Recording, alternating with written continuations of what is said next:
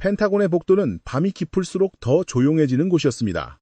낮에는 장교들의 발걸음과 회의 호출 소리로 가득 차던 그 공간이 자정이 지나면 마치 거대한 금속 구조물 전체가 숨을 죽이는 듯한 정적 속으로 가라앉곤 했습니다. 하지만 그 정적은 결코 평온함을 뜻하지 않았습니다. 오히려 진짜 판단과 진짜 계산, 그리고 진짜 두려움은 늘 그런 시간의 모습을 드러냈습니다. 워싱턴의 불빛이 멀리 흔들리던 어느 밤, 저는 서류 더미 앞에 앉아 한 가지 익숙한 확신을 다시 확인하고 있었습니다. 중동의 하늘은 앞으로도 미국이 지킨다는 확신이었습니다. 수십 년 동안 누구도 그 질서를 뒤흔들지 못했고 저 역시 그 질서가 쉽게 깨질 것이라고는 한 번도 생각해 본 적이 없었습니다. 방공 시스템이라는 것은 단순한 무기가 아니었습니다. 그것은 미국의 산업 역량이었고 동맹 구조였고 시장 지배력이었으며 무엇보다 세계가 아직도 미국을 가장 먼저 찾게 만드는 상징이었습니다. 저는 오랫동안 그 상징을 관리하는 사람 중 하나였습니다. 제 이름은 마이클 브레넌입니다.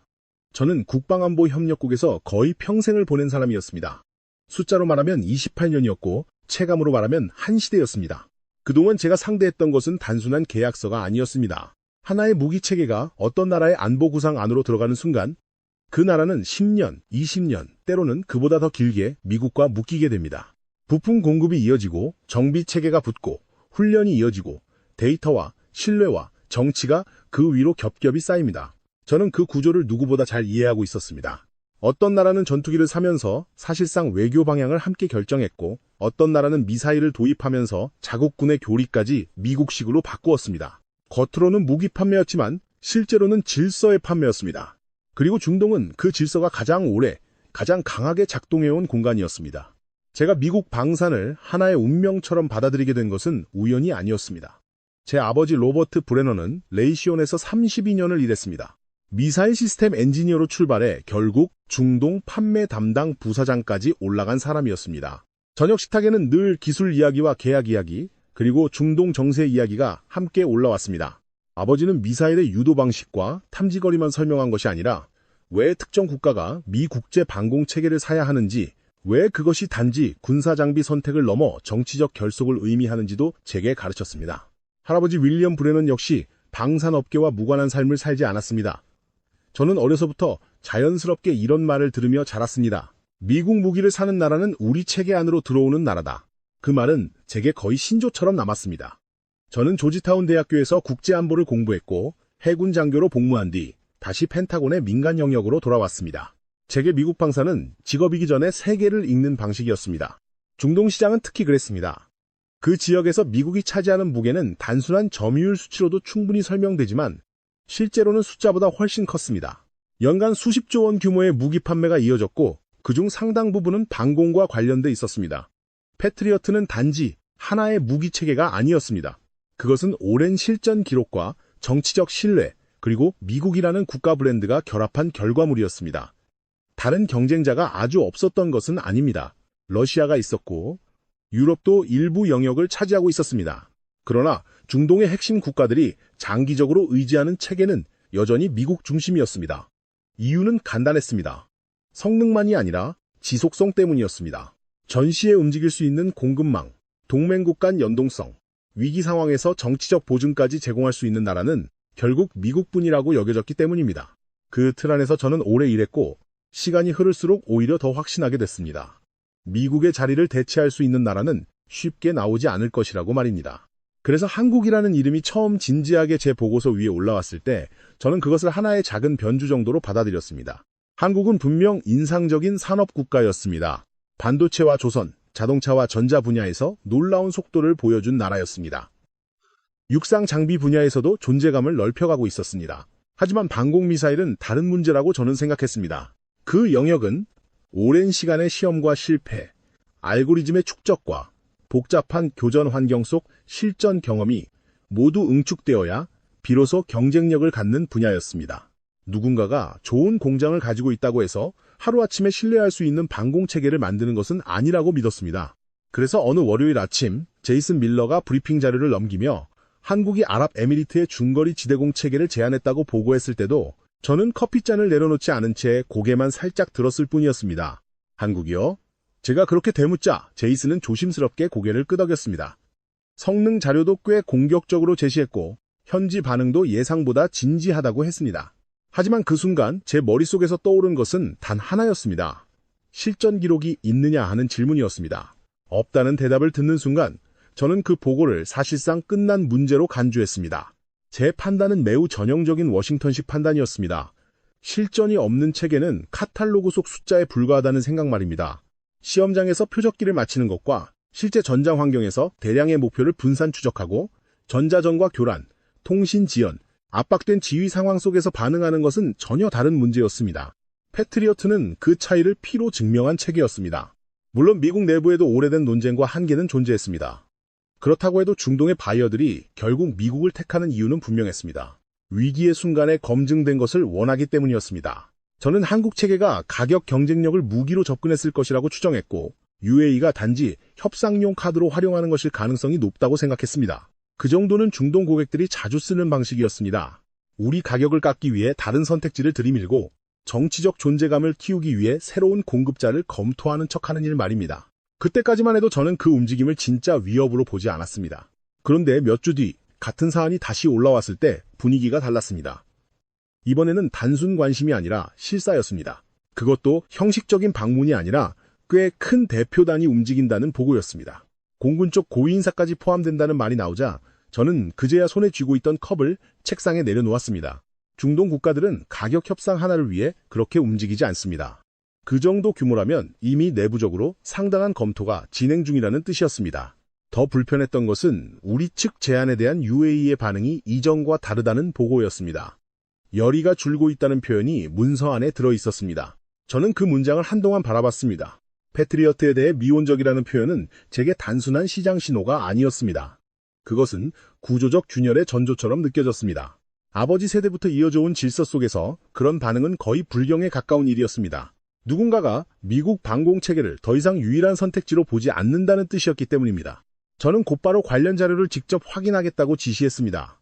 며칠 뒤 받아본 요약본에는 예상보다 더 신경 쓰이는 대목들이 많았습니다. 가격 차이가 생각보다 컸고 지원 패키지의 유연성도 높았습니다. 하지만 숫자보다 더 거슬렸던 것은 제안서 전반에 흐르는 태도였습니다. 한국은 자신들이 이 시장의 변방에 서 있는 후발주자처럼 행동하지 않았습니다. 오히려 자신들이 정확히 무엇을 줄 수 있고 고객이 무엇에 불만을 품고 있는지 아주 잘 안다는 듯한 방식으로 문서를 짰습니다. 납기와 교육, 유지 운용, 협력 범위까지 꽤 세밀하게 설계되어 있었습니다. 누군가 뒤에서 철저히 준비했다는 느낌이 강했습니다. 저는 그때 처음으로 단순한 호기심이 아니라 불쾌감을 느꼈습니다. 이유는 분명했습니다. 만약 한국이 단순히 싸기만 한 선택지였다면 큰 문제가 아니었습니다. 그러나 만약 그들이 싸면서도 빠르고 빠르면서도 정교하고 정교하면서도 파트너십까지 제시할 수 있다면 이야기는 달라집니다. 그렇게 되면 고객은 더 이상 미국만을 바라보지 않을 수 있습니다. 그 무렵 저는 앨리슨 코너를 불러 이 사안을 따로 검토하게 했습니다. 앨리슨은 업계 논리를 이해하는 사람이었고 저처럼 미국 방산체계의 관성을 잘 아는 인물이었습니다. 저는 그녀에게 단순히 기술 스펙만 보지 말고 이 제안이 중동 전체에 어떤 상징을 던질 수 있는지 보라고 말했습니다. 하나의 계약은 하나의 계약으로 끝나지 않습니다. 특히 중동에서는 더 그렇습니다. UAE가 문을 열면 사우디가 흔들릴 수 있고 사우디가 흔들리면 그 파장은 시장을 넘어 정치적 신호가 됩니다. 중동에서 미국의 위치는 늘 군사력과 시장, 외교와 신뢰가 동시에 맞물려 유지되어 왔습니다. 그런데 한국이 거기 비집고 들어와 실적 하나를 만들어버리면 다른 나라들은 당연히 계산기를 다시 두드리게 됩니다. 더 좋은 조건이 있고 더 빠른 공급이 가능하며 무엇보다 실전 이전 단계에서부터 신뢰를 쌓아가는 공급자가 나타났다는 사실 자체가 기존 질서를 흔들기 때문입니다. 그날 저녁 집으로 돌아가는 길에 저는 오래된 믿음 하나가 처음으로 아주 미세하게 흔들리는 것을 느꼈습니다. 아직은 위협이 아니라 짜증에 가까운 감정이었습니다. 하지만 짜증이란 때로 가장 먼저 오는 경고입니다. 저는 여전히 미국 시스템이 우위에 있다고 믿었습니다. 여전히 실전 경험과 브랜드, 정치적 영향력을 누가 쉽게 따라올 수 있겠느냐고 생각했습니다. 다만 이제는 한국을 더 이상 산업국가라는 추상적인 단어로만 볼 수 없다는 점을 인정해야 했습니다. 누군가는 그 나라에서 조용히 다른 종류의 축적을 해온 것이 분명했습니다. 그리고 그 축적이 중동이라는 가장 민감하고 가장 보수적인 시장의 문을 두드리고 있었습니다. 저는 그 사실이 불편했습니다. 불편했기 때문에 더 단호해졌고 더 단호해졌기 때문에 이 경쟁을 단순한 입찰전이 아니라 질서 수호의 문제로 보기 시작했습니다. 하지만 지금 돌아보면 바로 그 순간부터 저는 한 가지 중요한 질문을 놓치고 있었습니다. 한국이 왜 들어오려 하는가가 아니라 왜 고객이 한국을 진지하게 보기 시작했는가를 먼저 물었어야 했다는 점입니다. 그 질문을 외면한 대가가 얼마나 컸는지는 그때의 저는 아직 알지 못했습니다. 그 뒤부터 저는 이 사안을 더 이상 단순한 견적 경쟁으로 다루지 않았습니다. 워싱턴에서는 늘 숫자가 먼저 보이지만 진짜 변화를 알려주는 것은 숫자 뒤에 숨어있는 의도입니다. UAE가 한국 대표단을 받는 방식은 명백히 달라지고 있었습니다. 단순히 브리핑을 듣고 가격표를 비교하는 수준이 아니었습니다. 운용 개념을 묻고 유지 체계를 따지고 장기 부품 조달과 현지 협력 가능성까지 함께 검토하고 있었습니다. 그것은 대체 공급자를 찾는 국가의 태도였습니다. 더 정확히 말하면 오랫동안 미국이 유일하다고 믿어온 영역에서 처음으로 다른 질서를 시험해보려는 태도였습니다. 저는 그 보고를 받아든 뒤 사무실 창문 너머를 한동안 바라봤습니다. 포토맥 강 저편으로 겨울빛이 흐리고 낮게 깔려 있었습니다. 수년 동안 수없이 많은 경쟁 제안을 막아왔지만 이번에는 본능적으로 느낌이 달랐습니다. 누군가가 값싼 대안을 내놓은 것이 아니라 누군가가 구조를 바꾸려 하고 있다는 감각이 있었습니다. 며칠 뒤 제이슨이 가져온 세부 요약본은 제 불쾌감을 확신으로 바꾸어 놓았습니다. 한국 측 제안은 단순히 싸지 않았습니다. 가격 차이는 충격적일 정도였고 더 중요한 것은 그 가격이 허술함의 대가처럼 보이지 않았다는 점이었습니다. 제안서에는 교육 지원, 장기 운용 협력, 일부 현지화 가능성까지 담겨 있었습니다. 미국의 방식은 늘 명확했습니다. 핵심 기술은 우리가 쥐고 파트너는 그 체계에 오래 묶이는 대신 확실한 신뢰를 얻습니다. 그런데 한국은 그 공식 자체를 다르게 쓰고 있었습니다.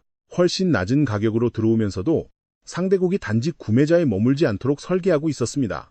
저는 그 대목에서 처음으로 기술보다 전략을 봤습니다.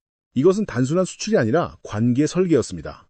그리고 그 관계 설계가 중동에서 먹히기 시작하면 미국이 오랫동안 유지해온 방산 질서는 가격표 몇 장으로 무너지지 않더라도 신뢰의 방향부터 바뀔 수 있었습니다. 저는 곧바로 앨리슨 코너를 다시 불렀습니다. 그녀는 자료를 빠르게 넘겨보다가 한 군데에서 시선을 멈췄습니다. 잠시 후 그녀가 말했습니다. 가격 차이가 너무 큽니다. 이 정도면 상대가 성능을 조금만 믿어도 흔들릴 수 있습니다. 저는 그 말을 듣고 즉시 되물었습니다. 성능을 믿을 이유가 없도록 만들어야지. 앨리스는 짧게 숨을 들이마셨습니다. 아마 제가 무슨 뜻으로 말하는지 바로 알았을 것입니다. 저는 자리에서 몸을 앞으로 숙이며 말했습니다. 이건 UAE 하나의 문제가 아니야. 여기서 선례가 만들어지면 사우디가 움직이고, 사우디가 움직이면 카타르와 쿠웨이트, 오만까지 전부 다시 계산기를 두드리게 돼. 미국이 중동에서 파는 것은 단지 미사일이 아니야. 우리는 구조를 팔아왔고 지금 한국은 그 구조 자체에 손을 대려하고 있어. 앨리스는 조용히 고개를 끄덕였습니다. 그녀도 그 의미를 이해하고 있었습니다. 그날부터 우리는 대응을 체계화했습니다. 겉으로는 기존 동맹과의 방공협력 재점검이었지만 실제로는 한국 견제 계획이었습니다. 첫 번째는 공식 문서였습니다. 문장 하나하나는 조심스럽게 다듬었지만 의도는 분명했습니다. UAE가 기존 미국 시스템 외의 새로운 방공체계를 도입할 경우 향후 정비 지원과 업그레이드 일정, 통합 운용체계 검토에 복합적인 변수가 생길 수 있다는 내용이었습니다.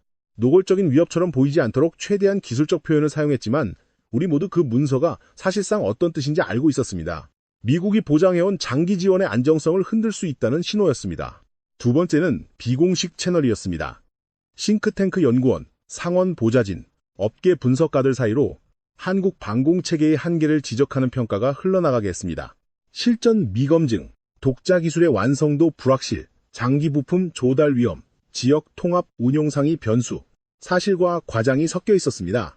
저는 그 방식이 깔끔하지 않다는 것을 알았습니다. 하지만 방산시장은 원래 깔끔한 곳이 아니라고 오랫동안 믿어왔습니다. 세 번째는 가격 압박이었습니다. 저는 레이시온 중동 담당 부사장 데이비드 포스터에게 연락했습니다. 그는 수십 년 동안 중동 고객들을 상대해온 영업 베테랑이었고 저와 마찬가지로 이 시장이 단순한 상업 공간이 아니라 미국 영향력의 핵심 영역이라는 점을 누구보다 잘 아는 사람이었습니다. 우리는 조지타운의 한 식당에서 만났습니다. 그는 자리에 앉자마자 자료를 훑어보더니 표정을 굳혔습니다. 이건 가격이 아니라 메시지야. 한국은 돈을 적게 받겠다는 게 아니라 미국이 당연하다고 여긴 틀을 깨겠다고 선언하고 있어. 저는 포크를 내려놓고 그를 보며 말했습니다. 그래서 당신들이 가격을 내려야 해. 어느 정도까지 가능하지. 데이비드는 잠시 말이 없었습니다. 그 침묵만으로도 쉽지 않다는 것을 알 수 있었습니다. 미국 체계는 단지 미사일 발사대의 가격으로만 계산되지 않습니다. 연구 개발 비용, 장기 보급망, 인건비, 정치적 비용, 방위 산업의 생태계 전체가 얹혀 있습니다. 한국처럼 움직이기 어렵다는 것을 저도 알고 있었습니다.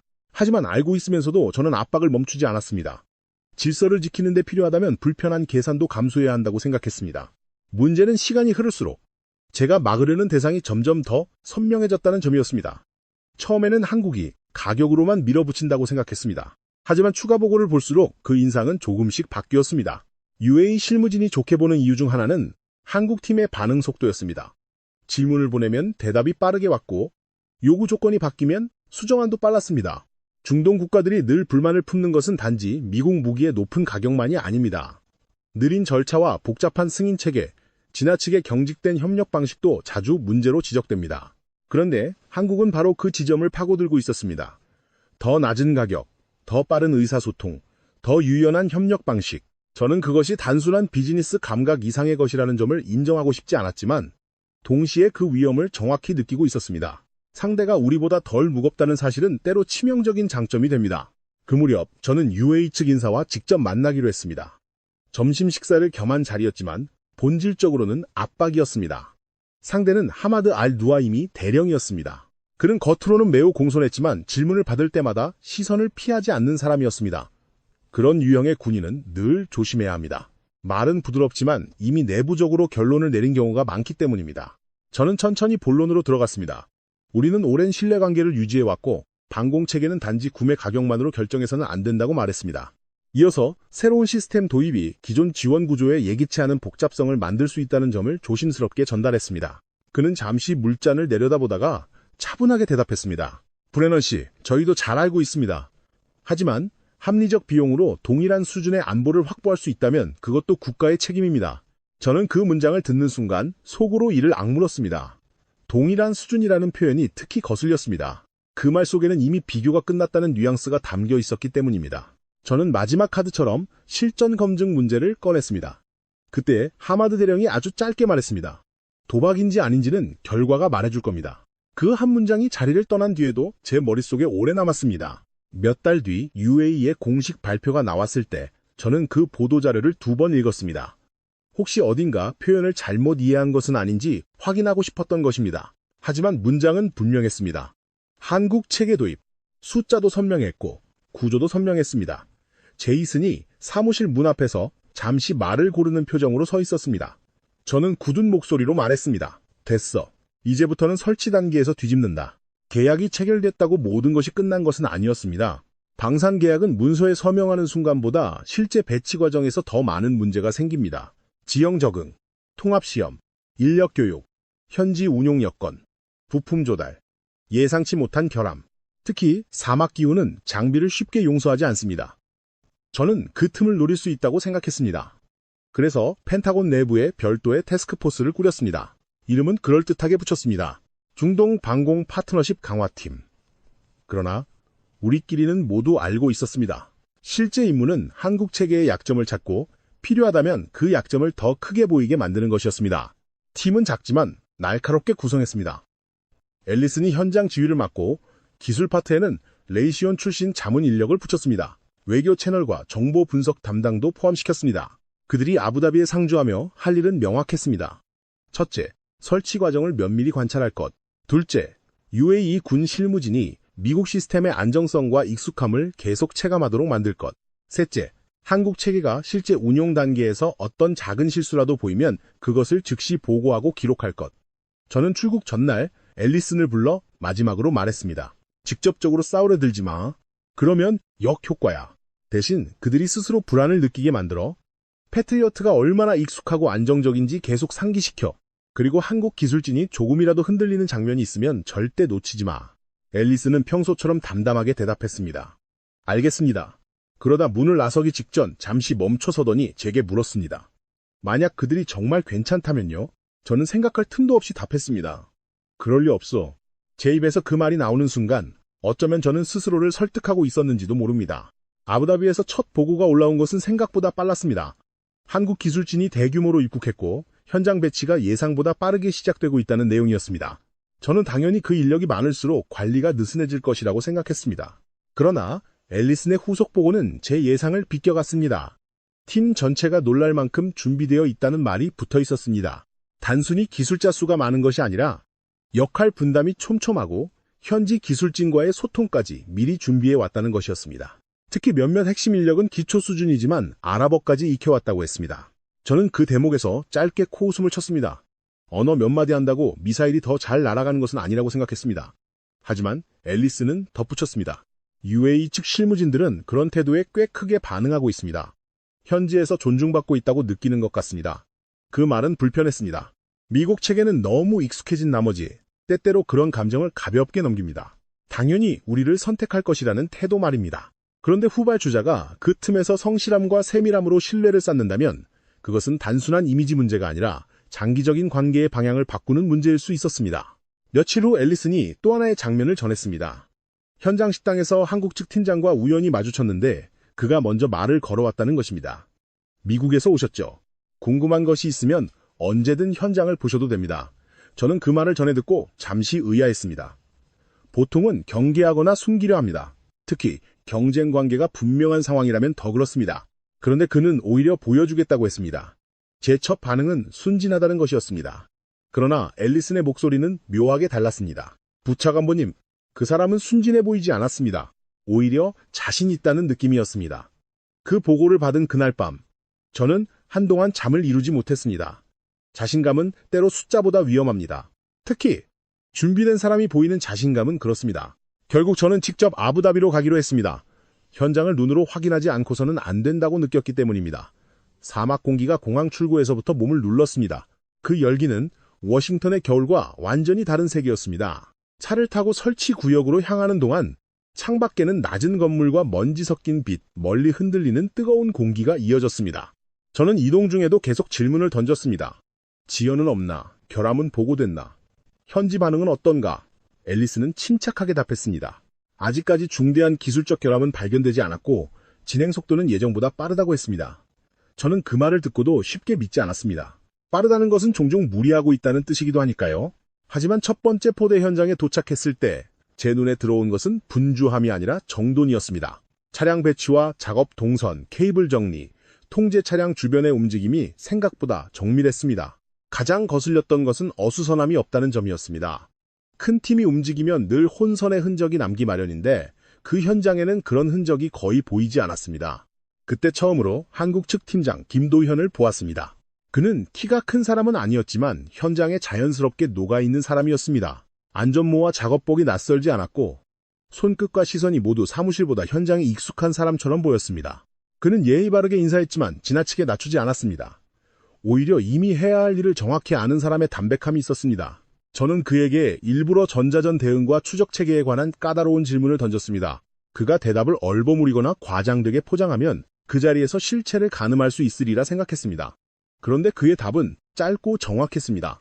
군더더기가 없었고 모르는 것을 아는 척하지도 않았습니다. 실전 데이터가 아직 없다는 제 지적에도 그는 바로 수긍했습니다. 그리고는 조용히 말을 덧붙였습니다. 그래서 더 철저히 준비하고 있습니다. 결과로 보여드리겠습니다. 그 순간 저는 설명하기 어려운 불편함을 느꼈습니다. 허세가 없는데도 이상할 만큼 단단한 말이었습니다. 누군가 오랫동안 준비해온 사람만이 할 수 있는 말처럼 들렸습니다. 현장을 조금 더 둘러보던 중 저는 한 장면을 보았습니다. 젊은 한국 기술자 한 명이 뜨겁게 달궈진 장비 하부로 몸을 밀어넣고 있었습니다. 등판은 땀으로 젖어 있었고 옆에 있던 동료가 잠시 물병을 건넸습니다. 그는 짧게 물을 마신 뒤 곧바로 다시 안으로 들어갔습니다.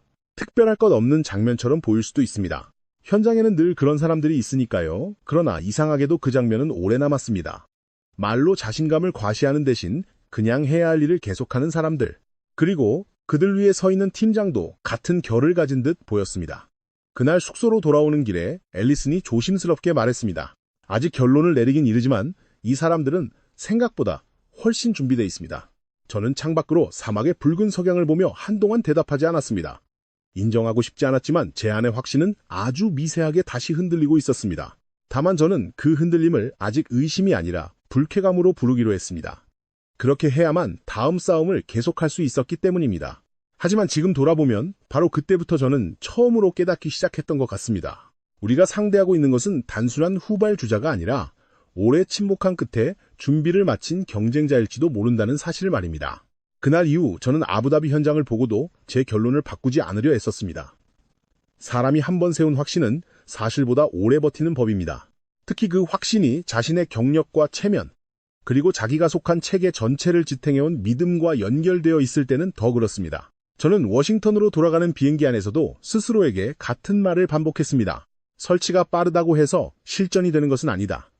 현장이 정돈되어 있다고 해서 전장이 정리되는 것은 아니다. 기술자는 성실할 수 있지만 성실함만으로 탄도미사일을 막지는 못한다. 그 문장들을 붙잡고 있어야 마음이 놓였습니다.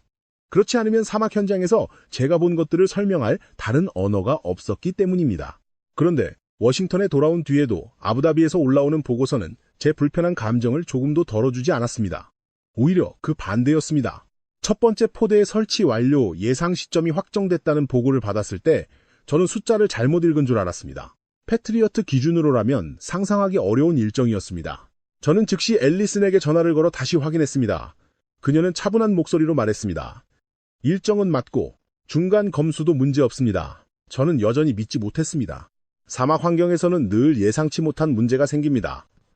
열, 먼지, 통신장애, 현지 운용 인력과의 조율, 운송 과정의 변수.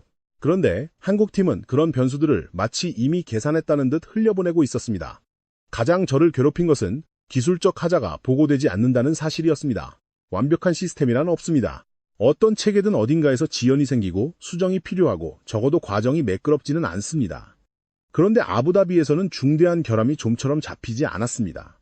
작은 수정사항은 있었지만 대부분 현장에서 즉시 조치가 끝났고 그것이 다시 일정에 영향을 주지도 않았습니다. 저는 그것이 아직 드러나지 않은 문제일 뿐이라고 믿고 싶었습니다. 하지만 시간이 갈수록 제 바람과 현실의 거리는 좁혀지지 않았습니다. 몇 주 뒤 첫 번째 포대가 계획보다 훨씬 빠르게 완성됐다는 최종 보고가 올라왔습니다. 수치 자체도 놀라웠지만 더 거슬린 것은 UAE 측 검수 결과였습니다. 전 항목 통과, 주요 결함 없음, 현장 조정사항 즉시 반영 완료. 저는 보고서를 한 장씩 넘기다가 손끝에 힘이 들어가는 것을 느꼈습니다. 보고서 맨 아래에는 짧은 코멘트가 하나 붙어 있었습니다. 현지 운용 인력, 숙련도, 향상 속도 양호. 처음에는 그 말이 별것 아닌 것처럼 보였습니다. 그러나 곧 의미를 이해했습니다. 한국은 장비만 설치한 것이 아니라 사람까지 빠르게 묶고 있었습니다. 방공체계는 발사대 몇 기를 가져다 놓는 것으로 끝나지 않습니다. 그것을 굴리는 사람의 이해도와 자신감, 상황 대처 습관까지 모두 함께 작동해야 합니다. 장비보다 무서운 것은 그 장비를 다루는 사람이 시스템을 믿기 시작하는 순간입니다. 그리고 UAE 실무진은 점점 그쪽으로 가고 있었습니다. 그 즈음 아부다비에서 실시된 통합훈련 결과가 도착했습니다. 미국 공군이 제공한 표적기를 활용한 모의 교전이었고 우리는 그것이야말로 한국 체계의 실질적 한계를 드러내줄 순간이라고 기대했습니다. 전장과 완전히 같지는 않더라도 다수 표적을 상대로 얼마나 빠르게 추적하고 교전 명령을 내리며 연속 대응을 할 수 있는지는 상당 부분 드러날 수 있으니까요. 저는 그날 아침 보고서가 도착하자마자 문을 닫고 혼자 읽기 시작했습니다. 결과 숫자를 본 순간 저는 처음으로 아주 천천히 숨을 내쉬었습니다.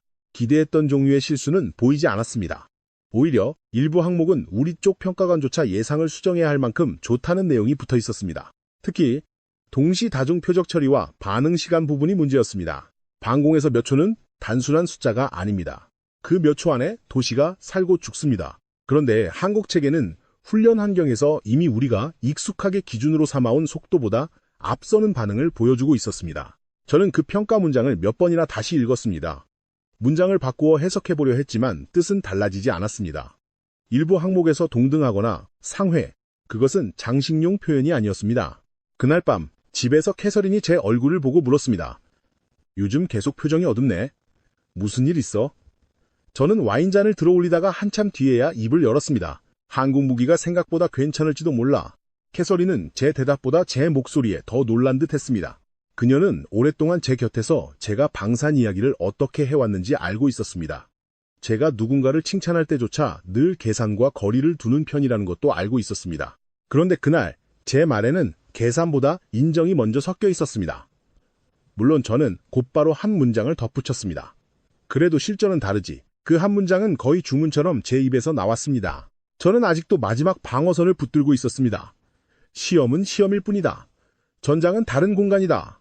결국 진짜 답은 실전에서 나온다. 그 논리가 없으면 저는 제 보고서도, 제 판단도, 제가 그동안 구축해온 모든 기준도 설명할 수 없었습니다. 하지만 이상하게도 그 시기부터 저는 가끔 아부다비 현장의 특정 장면을 떠올리기 시작했습니다. 김도연의 담담한 얼굴, 작업복에 땀이 번진 젊은 기술자, 해가 기울어도 멈추지 않던 현장, 그리고 앨리슨이 전해준 짧은 문장들, 일정 지연 없음, 문제 발생 시 즉시 수정, 현지 인력 반응 긍정적. 저는 그 장면들을 자꾸 떨쳐내려 했습니다.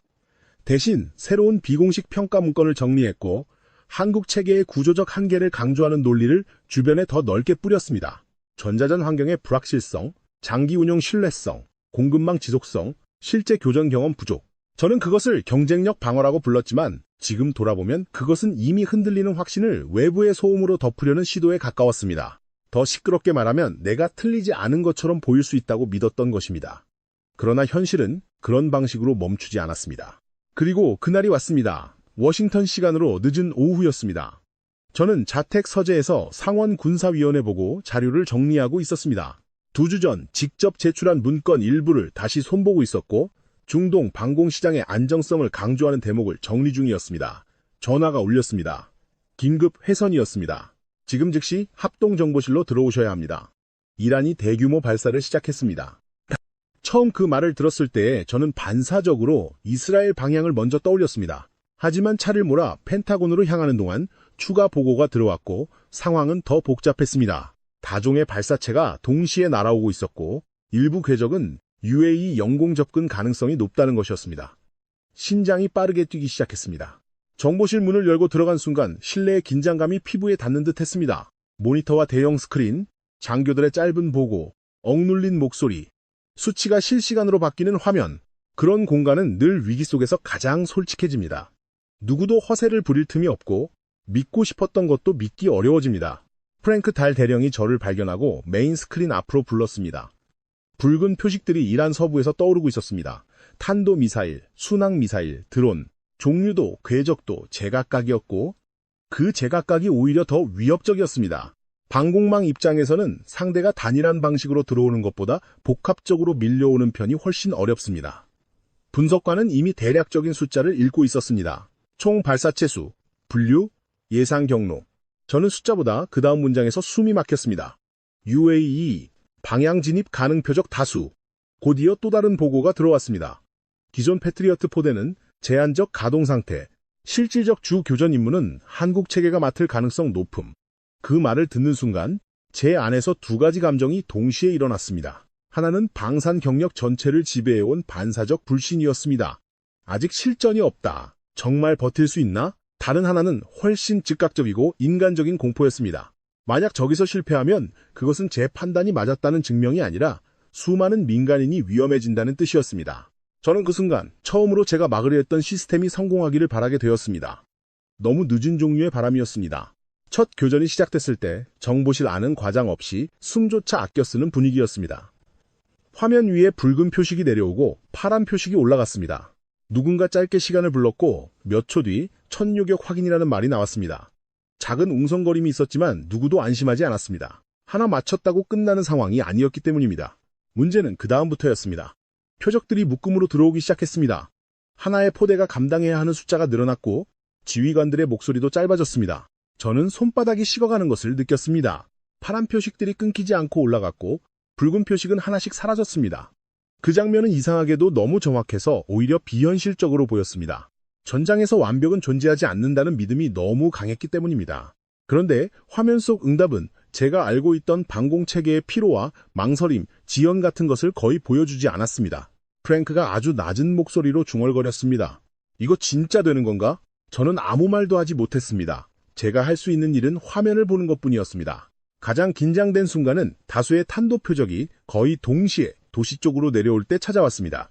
분석관이 예상 도달 시간과 예상 낙하 구역을 불렀고 그 몇 개의 단어만으로도 방 안의 공기가 완전히 달라졌습니다. 우리는 숫자를 보고 있었지만 사실 그 숫자 뒤에는 도시의 병원과 주택가, 도로와 야간 근무자들, 자고 있던 가족들이 있었습니다. 그 순간 제 머릿속에서 시장 점유율이나 계약 총액 같은 단어는 완전히 사라졌습니다. 남은 것은 아주 원초적인 질문뿐이었습니다. 저것을 다 막을 수 있는가? 파란 표식이 다시 연속으로 솟아올랐고 카운트가 올라갔습니다. 첫 번째, 두 번째, 세 번째. 시간은 줄어들고 표적은 남아 있었습니다. 저는 주먹을 꽉 쥐고 있었습니다. 제가 왜 한국 무기의 성공을 간절히 바라고 있는지 그 순간에는 분석할 틈조차 없었습니다. 그냥 막아야 했습니다. 그리고 마지막 표적 하나가 지워졌을 때 방 안에 쌓여있던 긴장이 한꺼번에 무너져 내렸습니다.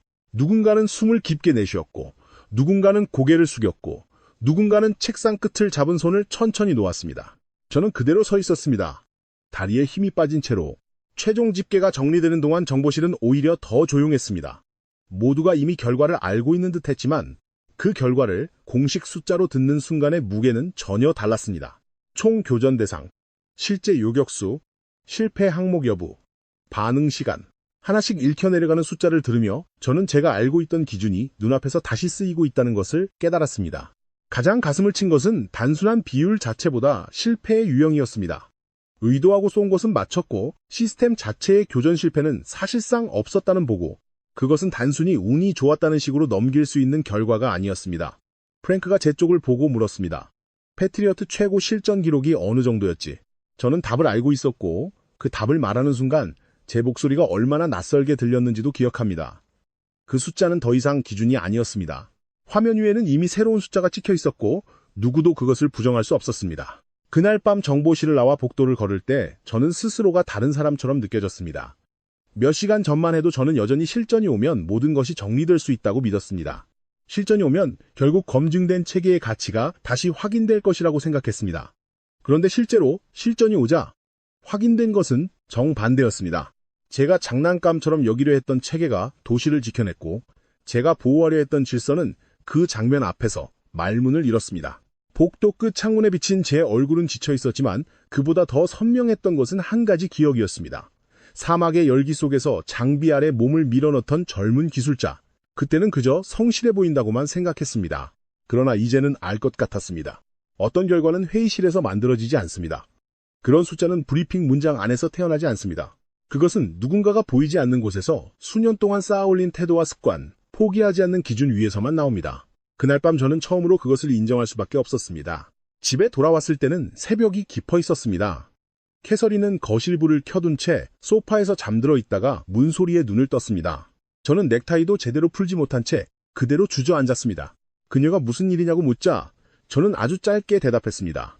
이란이 쐈어. 그리고 한국 무기가 막았어. 그녀는 잠시 제 얼굴을 보고 있다가 다시 물었습니다. 다 막았다는 거야. 저는 그때야 비로소 숫자를 입 밖으로 내뱉었습니다. 그리고 그 숫자를 말하는 동안 제 안에 무언가가 완전히 무너지는 것을 느꼈습니다. 2주 전만 해도 저는 상원에 한국 방공은 실전 미검증이라고 보고했습니다. 중동 방공은 여전히 미국 체계가 유일한 선택지라고 적었습니다. 그런데 지금 제 머릿속에는 위성 화면의 붉은 점과 파란 점, 그리고 마지막 표적이 사라지던 장면만 남아 있었습니다. 틀린 것은 문장 하나가 아니었습니다. 틀린 것은 세계를 보던 방식 자체였습니다. 다음 날 아침, 세계는 생각보다 훨씬 빠르게 반응했습니다. 전장에서는 몇 시간이 지났을 뿐이었지만 시장과 언론, 외교와 군사 분야의 계산은 이미 새롭게 시작되고 있었습니다. 저는 출근하자마자 책상 위에 놓인 모니터 여러 대를 한꺼번에 켰습니다.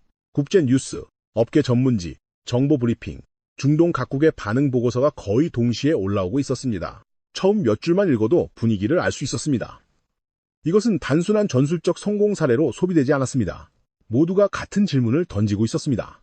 미국이 오랫동안 독점해온 방공 질서에 지금 금이 가고 있는 것 아닌가? 그 문장을 보는 순간 저는 오히려 정보실에서 느꼈던 충격보다 더 무거운 압박을 느꼈습니다. 전날 밤은 아직 인간의 생명과 전장의 긴박함이 모든 생각을 압도하고 있었습니다.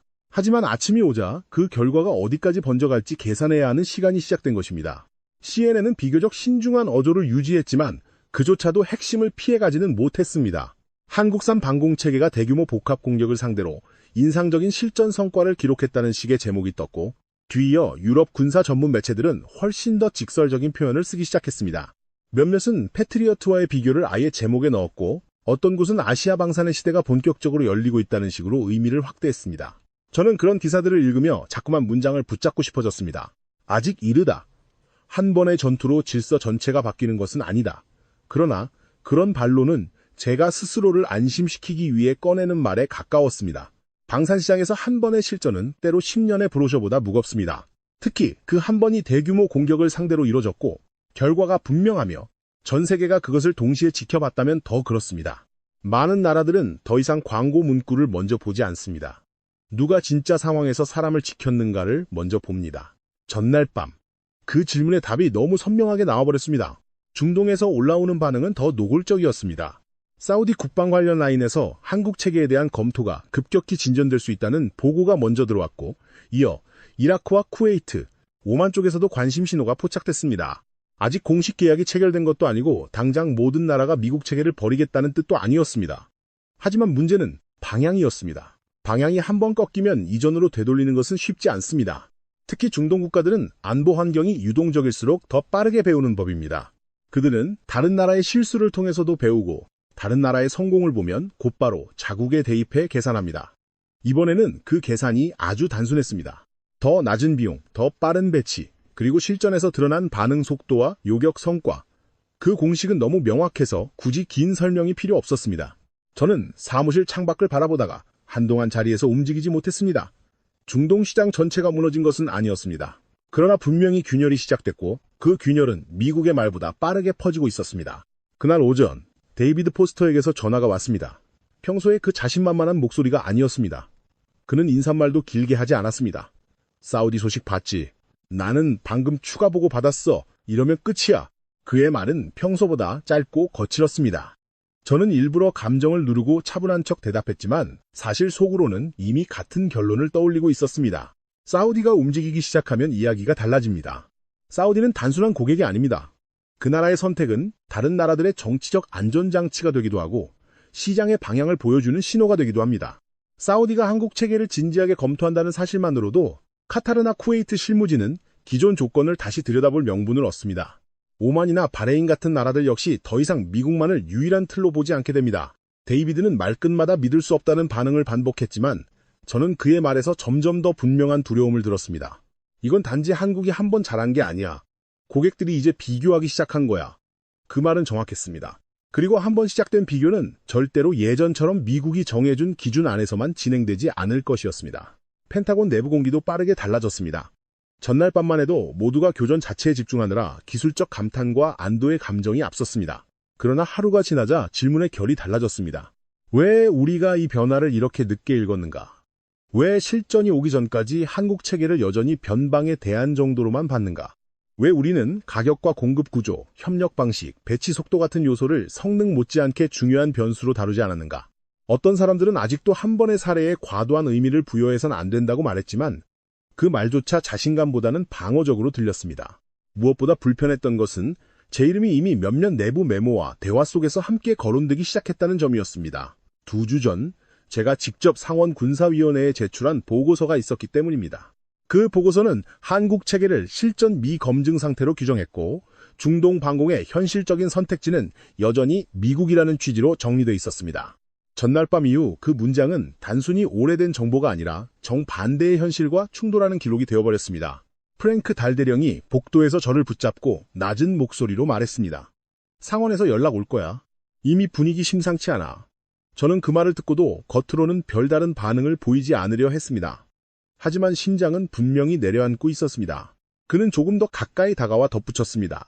주제가 시장 경쟁력 약화 원인 분석이라더군. 내 보고서가 분명히 거론될 거야. 그 말을 듣는 순간 저는 사무실로 돌아와 문을 닫았습니다.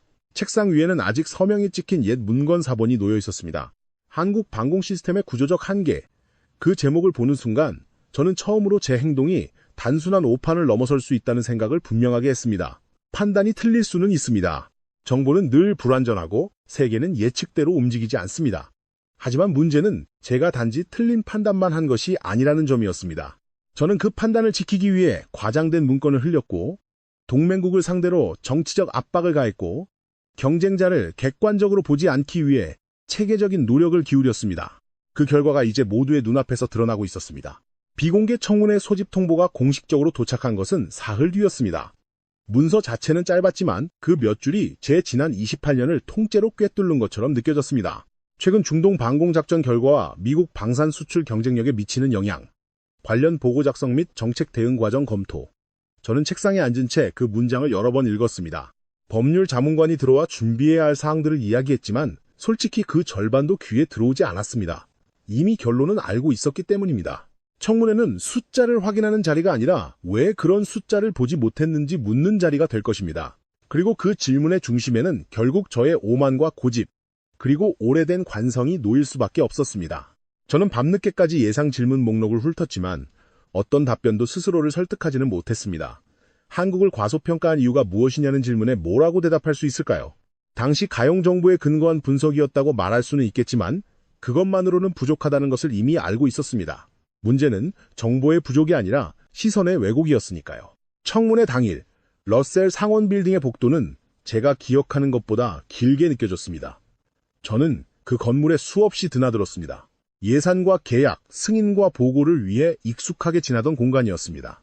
하지만 그날은 걸음이 이상하리만큼 무거웠습니다. 문이 열리고 회의실 안으로 들어섰을 때 저는 바로 공기의 밀도를 느꼈습니다.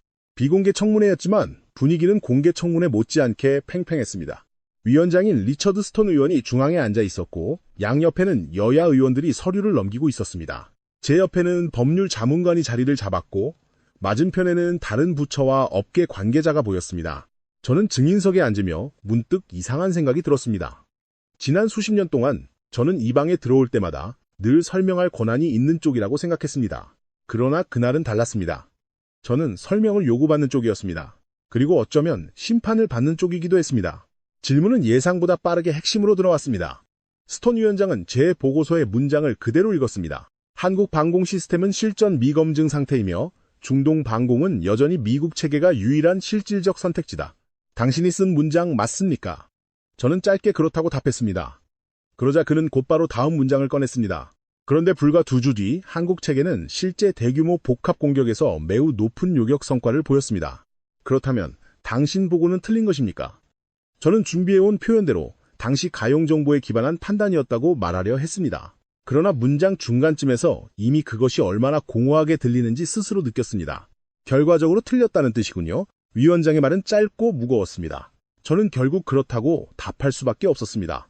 방 안은 조용했지만 그 조용함이 오히려 더 날카로웠습니다. 문제는 그 다음이었습니다. 다이앤 첸 의원이 비공식 문건을 탁자 위로 밀어올리며 물었습니다. 이 문건의 일부 내용은 사실로 입증되었습니까? 아니면 경쟁자를 약화시키기 위해 과장된 평가를 유포한 것입니까? 저는 잠시 입술을 다물었습니다. 법률 자문관이 제 팔꿈치를 살짝 건드리는 것을 느꼈지만 어떤 답을 하든 피할 수 없다는 생각이 들었습니다. 일부는 당시 우려를 반영한 것이고 일부는 분석적 판단이 포함됐다고 말했을 때 첸 의원은 곧바로 말을 끊었습니다. 분석적 판단이 아니라 과장이라고 하는 편이 맞지 않습니까? 그 말에 저는 더는 방어적인 표현을 이어갈 수 없었습니다. 정직하게 말하자면 그 문건의 목적은 순수한 기술평가가 아니었습니다. 한국 체계에 대한 신뢰가 시장에 자리 잡기 전에 그 움직임을 둔화시키려는 의도가 분명히 있었습니다. 그 순간 방 안의 침묵은 조금 다른 성질을 띠었습니다. 누구나 이미 짐작하고 있었던 것을 제가 입으로 확인했기 때문입니다. 이어서 UAE에 대한 압박성 서한 문제가 나왔습니다. 스톤 위원장은 패트리어트와 한국 체계가 기술적으로 독립운용이 가능하다는 점을 짚으며 제가 호환성 문제를 앞세워 보복 가능성을 시사한 것은 사실상 정치적 압박 아니냐고 물었습니다. 저는 본능적으로 기술적 복합성, 장기 지원 체계, 통합 운용의 민감성 같은 단어들을 꺼내고 싶었습니다. 하지만 그 순간조차도 제 안에서는 그것이 반쯤은 변명이라는 사실을 알 수 있었습니다. 저는 한참 뒤에야 이렇게 답했습니다. 예, 결과적으로 그렇게 받아들여질 수 있었고 실제로도 상당 부분은 정치적 메시지였습니다. 위원장은 제 대답을 듣고 안경을 벗은 채 한동안 저를 바라봤습니다. 그 시선 앞에서 저는 처음으로 명확하게 느꼈습니다. 이 자리는 저를 변호할 수 있는 자리가 아니라 제가 무엇을 지키려다 무엇을 해쳤는지 인정해야 하는 자리라는 것을 말입니다. 빌 아몬드 의원은 다른 방향에서 저를 몰아붙였습니다. 포대당 가격 차이와 실전 결과를 비교해놓고 묻는 그의 질문은 단순했지만 가장 답하기 어려운 종류였습니다. 납세자 입장에서는 왜 더 비싸고 더 느린 구조를 고집해야 하느냐는 것이었습니다. 저는 미국 방산 생태계와 일자리, 연구개발 기반, 장기적 동맹 구조 같은 논리를 꺼낼 수 있었습니다. 실제로 그것들은 중요합니다. 문제는 그 논리들이 그날의 숫자 앞에서는 절반의 진실만 말해준다는 점이었습니다. 방산은 산업이지만 동시에 생명을 다루는 영역입니다. 결국 가장 비싼 시스템이 아니라 가장 필요한 순간에 작동하는 시스템이 신뢰를 얻습니다. 그 단순한 진실을 제 입으로 부정할 수는 없었습니다. 그래서 저는 말문이 막혔고 그 침묵 자체가 방 안의 답처럼 남았습니다. 가장 뼈아팠던 질문은 마지막에 나왔습니다. 첸 의원이 아주 조용한 목소리로 물었습니다. 당신은 왜 한국을 그렇게까지 과소평가했습니까? 그 질문은 정책이 아니라 심리를 찔렀습니다. 저는 처음에는 미국 방산의 오랜 경험과 축적, 실전 데이터와 신뢰 체계 같은 말을 떠올렸습니다. 그러나 그것들은 표면일 뿐이었습니다. 진짜 이유는 훨씬 단순하고 더 부끄러웠습니다. 우리는 오랫동안 한국을 배우는 나라로 보아왔습니다. 미국이 가르치고, 미국이 설계하고, 미국이 기준을 정하면 그 안에서 성장하는 나라. 그런 시선이 너무 오래 지속되다 보니 어느 순간부터는 그들이 스스로 기준을 만들 수 있다는 가능성 자체를 진지하게 보지 않게 됐습니다. 저는 천천히 숨을 고르고 그 사실을 인정했습니다. 저는 한국의 기술 발전 속도를 과소평가했습니다. 미국의 시간이 더 길다는 이유로 우리의 위치가 자동으로 유지될 것이라 믿었습니다. 그것이 틀렸습니다. 그 말을 하며 저는 처음으로 체면을 지키는 대신 사실을 택하고 있다는 느낌을 받았습니다. 늦었지만 더 늦기 전에 해야 할 말이었습니다. 청문회가 끝났을 때 스톤 위원장은 제 솔직한 답변에 감사한다고 말했습니다. 하지만 그는 곧바로 한 문장을 덧붙였습니다. 솔직함이 결과를 바꾸지는 않습니다. 그 문장은 이상하리만큼 담담했지만 그래서 더 무거웠습니다. 저는 그 말이 맞다는 것을 알고 있었습니다. 복도로 나오자 기자들이 기다리고 있었습니다.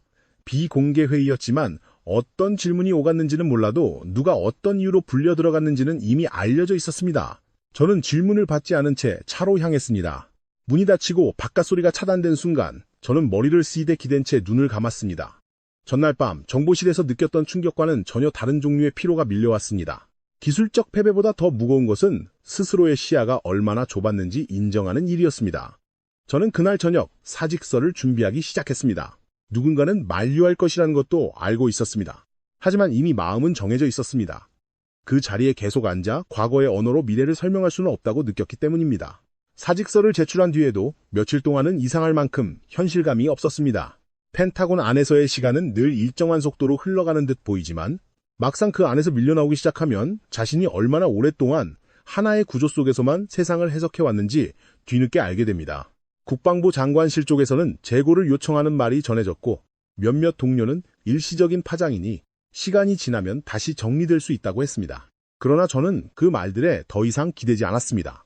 단지 보고서 하나가 틀렸기 때문이 아니었습니다. 그보다 더 깊은 곳에서 무너진 것이 있었기 때문입니다. 저는 오랫동안 미국의 힘을 지키는 일과 미국 무기를 파는 일을 거의 같은 의미로 여겼습니다.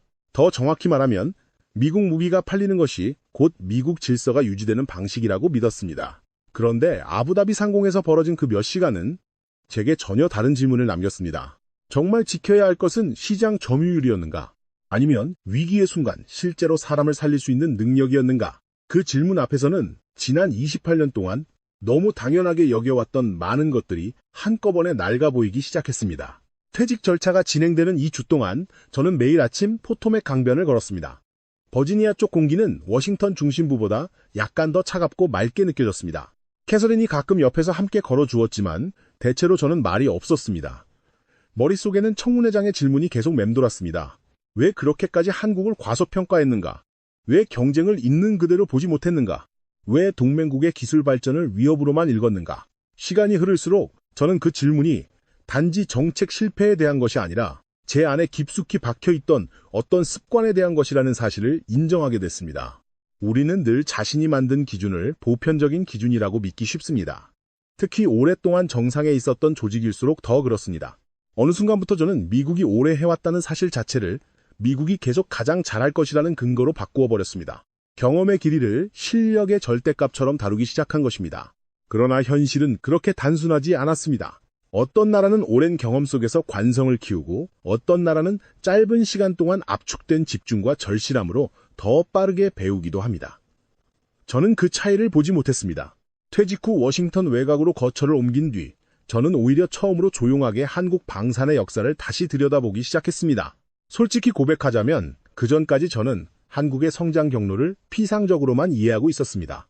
전차와 자주포, 일부 항공 부품, 조선과 전자산업의 강점 정도는 알고 있었지만 방공미사일이라는 분야에서 그들이 어떤 실패를 견디고 어떤 구조를 쌓아왔는지는 진지하게 본 적이 거의 없었습니다. 저는 늘 결과만 보았습니다. 실전 기록이 있느냐 없느냐, 시장에서 얼마나 팔았느냐, 미국 체계와 어느 정도 연동되느냐 같은 질문만 던졌습니다. 그러나 자료를 다시 읽어내려가며 저는 다른 풍경을 보기 시작했습니다.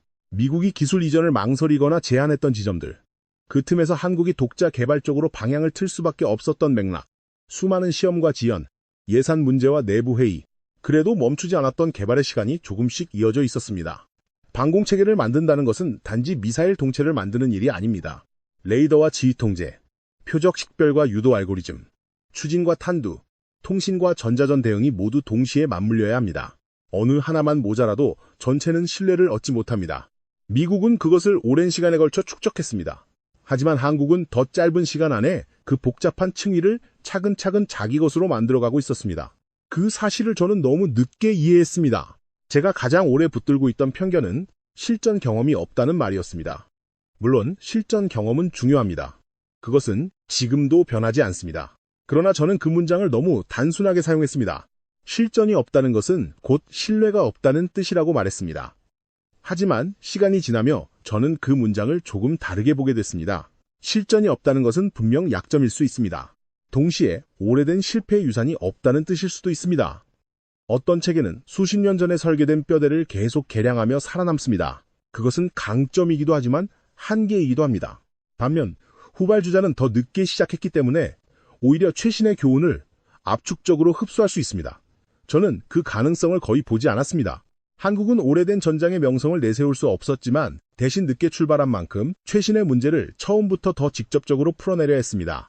반응 속도와 동시 교전, 운용 효율과 배치 속도에서 드러난 차이는 그 결과였을지도 모릅니다. 저는 예전 같았으면 그런 말을 변명으로 치부했을 것입니다. 그러나 아부다비의 밤 이후에는 더 이상 그렇게 말할 수 없었습니다. 실제로 작동한 것은 이론이 아니라 시스템 그 자체였고 그 시스템은 분명한 결과를 남겼습니다. 가격에 대해서도 저는 다시 생각하게 됐습니다. 미국 방산 안에 오래 있던 사람들은 종종 비싼 가격을 높은 수준의 자연스러운 결과처럼 받아들입니다. 첨단 기술, 고급 인력, 복잡한 공급망, 엄격한 인증체계, 장기적인 유지구조, 모두 맞는 말입니다. 하지만 맞는 말이라고 해서 언제나 시장을 설득하는 것은 아닙니다. 특히 방공처럼 결과가 너무 분명하게 드러나는 분야에서는 더 그렇습니다.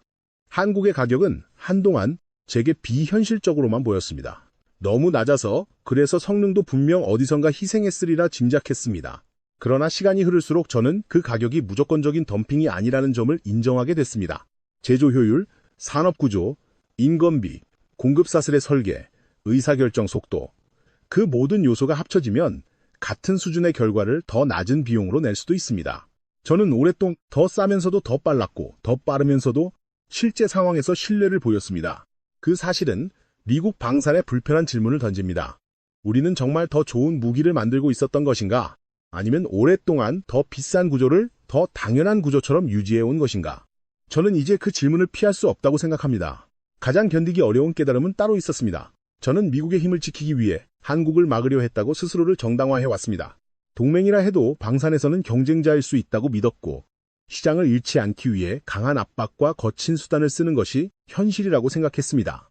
그런데 한참 뒤에야 저는 그 논리가 얼마나 빈약했는지 보게 됐습니다. 미국의 힘은 경쟁자를 깎아내리는 데서 지켜지는 것이 아니었습니다. 정말 강한 나라는 다른 나라의 성장을 억누르는 대신 스스로를 계속 갱신하는 나라입니다. 더 나은 체계를 만들고 더 효율적인 구조를 고민하고 고객이 왜 흔들리는지 정직하게 묻는 나라입니다. 저는 그 과정을 건너뛰었습니다. 왜 UAE가 한국을 진지하게 보기 시작했는가를 묻는 대신 어떻게 한국을 다시 밀어낼 것인가만 고민했습니다. 왜 사우디가 가격과 배치 속도에 주목하는지 이해하려 하기보다 어떻게 기존 구조를 지렛대로 삼아 방향 전환을 막을지만 계산했습니다. 그 결과 저는 현실을 읽는데 실패했을 뿐 아니라 미국이 진짜로 강해질 기회까지 스스로 놓치고 있었습니다. 경쟁을 인정하는 순간이 곧 패배라고 믿었던 것입니다. 그러나 지금 저는 오히려 반대로 생각합니다. 경쟁을 인정하는 순간부터만 진짜 개선이 시작됩니다. 퇴직 후 석 달쯤 지났을 무렵 앨리슨에게서 전화가 왔습니다. 그녀는 여전히 그 자리에 남아 있었지만 예전보다 말수가 적어져 있었습니다. 짧은 안부 끝에 그녀가 조용히 한 가지 이야기를 전했습니다. 아부다비에서 한국 기술진이 매주 작성한 점검 보고서가 있었다는 것입니다. 저는 당연히 기술 지표와 일정, 현장 보완 사항 같은 내용이겠거니 했습니다. 물론 그것도 들어 있었겠지요. 하지만 앨리스는 제가 예상하지 못한 문장을 전했습니다. 매주 마지막 줄에 같은 문장이 반복돼 있었다고 했습니다. 실제 상황이 오면 우리가 없더라도 이 시스템이 사람을 지켜야 한다. 저는 전화를 쥔 채 한동안 아무 말도 하지 못했습니다. 그 짧은 문장은 제가 28년 동안 무기를 바라보던 시선과 너무 달랐기 때문입니다. 저는 늘 시장과 점유율, 승인 절차와 영향력, 장기 계약과 산업 생태계의 언어로 무기를 봐왔습니다. 물론 그것들도 중요합니다. 그러나 그 문장 앞에서는 모든 것이 부차적으로 느껴졌습니다. 이 무기가 결국 누구를 위해 존재하는가라는 질문이 너무 직접적으로 들어있었기 때문입니다. 그리고 저는 그 질문을 오래 잊고 살았습니다. 그때부터 저는 아부다비에서 봤던 사막 현장을 자꾸 다시 떠올리게 됐습니다. 한낮의 열기 속에서 작업복이 땀에 젖은 채 장비 밑으로 몸을 넣던 젊은 기술자, 굳이 누가 보지 않아도 같은 점검을 반복하던 사람들, 현장을 보여주겠다고 담담하게 말하던 김도연의 태도. 그 모든 장면이 이제는 하나의 문장으로 연결되는 듯 했습니다. 그들은 단지 계약을 따내기 위해 움직이는 것이 아니었습니다. 적어도 그 현장에서 제가 본 사람들은 이 장비가 실제로 작동해야 한다는 아주 단순하고도 무거운 전제를 끝까지 붙들고 있었습니다. 아마 그것이 제가 끝내 읽지 못한 차이였을 것입니다. 미국 방사는 너무 오랫동안 세계 최강이라는 자기 서사에 익숙해졌고 저는 그 서사를 누구보다 충실히 믿었던 사람 중 하나였습니다. 반면 한국은 자기 서사를 크게 말하지 않았습니다. 오히려 말 대신 반복과 검증, 일정 준수와 품질, 그리고 실제 상황에서의 책임이라는 언어로 자신을 증명하려 했습니다. 결국 시장은 그 차이를 알아보게 되어 있었습니다. 말이 아니라 결과로요. 저는 지금도 미국 방산의 가치가 사라졌다고 생각하지는 않습니다. 우리가 쌓아온 기술과 경험, 네트워크와 산업 기반은 여전히 거대합니다. 문제는 그것이 자동으로 우위를 보장해주지는 않는다는 점입니다. 세계는 바뀌고 있고 동맹국들도 더 이상 과거의 위계 속에만 머물지 않습니다. 각자 계산하고 각자 배웁니다. 그 과정에서 누군가는 더 빠르게 성장하고 누군가는 더 늦게 현실을 받아들입니다. 한국의 방산 성장은 단지 한 국가의 수출 성공으로만 읽을 일이 아닙니다. 그것은 산업과 안보, 기술과 태도, 시간의 밀도가 어떻게 새로운 경쟁력을 만들어내는지를 보여주는 사례입니다. 미국이 여기서 배워야 할 것은 분노가 아니라 성찰이라고 저는 생각합니다. 경쟁자를 인정한다고 해서 미국이 작아지는 것은 아닙니다. 오히려 그 반대입니다. 진짜 강한 국가는 상대의 강점을 외면하지 않습니다. 그것을 보고 스스로를 다시 움직입니다. 저는 너무 늦게 그 사실을 배웠습니다. 하지만 늦게라도 배우지 않는 것보다는 낫다고 믿고 싶습니다. 돌이켜보면 아부다비의 밤이 제게 남긴 가장 큰 변화는 숫자가 아니었습니다. 98%라는 수치는 분명 역사적인 충격이었습니다. 그러나 시간이 지나도 제 안에 가장 오래 남은 것은 다른 장면들입니다. 화면 위에서 마지막 붉은 표식이 사라지던 순간, 정보실 안에 흐르던 짧은 정적, 그리고 그 뒤에 밀려온 아주 인간적인 안도감. 그때 저는 시장도, 체면도, 국적도 먼저 떠올리지 않았습니다. 그냥 도시가 지켜졌다는 사실에 숨을 내쉬었습니다. 방공체계의 본질은 결국 거기에 있습니다. 더 큰 명성이나 더 오랜 전통이 아니라 정말 위험한 순간에 누구를 살려내는가. 저는 이제 그 단순한 진실을 기준으로 다시 생각하려 합니다. 한국은 그날 밤 단지 무기를 판 것이 아니었습니다. 자신들이 쌓아온 시간과 태도, 그리고 약속을 지키는 능력을 증명했습니다. 아마 그래서 중동 국가들이 움직인 것이겠지요. 그들은 장비만 산 것이 아니라 실제 상황에서 작동할 것이라는 신뢰를 본 것입니다. 지금 제 작은 집 창밖으로 버지니아의 저녁이 내려앉을 때면 저는 가끔 생각합니다. 만약 그때 한국을 막는데 정말 성공했다면 어떻게 됐을까? 그 질문은 여전히 저를 불편하게 합니다. 왜냐하면 그 답이 너무 분명하기 때문입니다. 저는 시장을 지켰을지 모릅니다. 계약을 몇 건 더 유지했을 수도 있습니다. 그러나 그 대신 어느 도시의 하늘에서는 준비된 방패가 제 자리에 없었을 수도 있습니다. 그 가능성을 생각하면 저는 제 실패가 어떤 의미에서는 다행이었다는 캐서린의 말을 부정할 수 없습니다. 맞습니다. 저는 실패했습니다. 그러나 그 실패 덕분에 누군가의 밤이 무너지지 않았습니다. 이제 와서야 저는 그 사실을 정면으로 바라볼 수 있습니다.